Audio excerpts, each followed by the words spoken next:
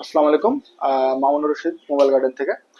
আপনাদের সামনে আজকে আমি কথা বলবো এক্সচেঞ্জ নিয়ে, ফোন এক্সচেঞ্জ মানে ফোন, আপনার পুরোনো ফোনটা চেঞ্জ করে নতুন ফোন নেওয়ার ক্ষেত্রে।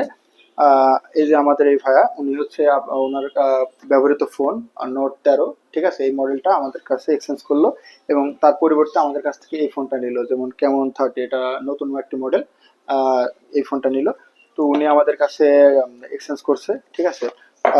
এক্সচেঞ্জ করার জন্য আমি যে শর্তটা বলে রাখছি, আপনাদের অবশ্যই এই জিনিসটা খেয়াল করবেন।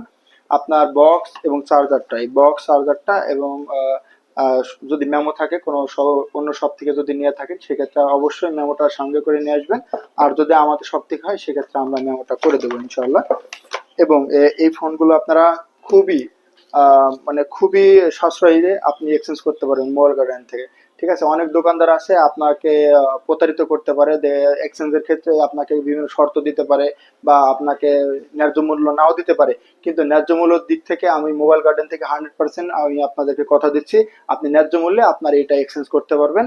তো আমি আর ভিডিও বাড়াচ্ছি না, আমি আজকের মতো এখানে শেষ করছি। আসসালামু আলাইকুম।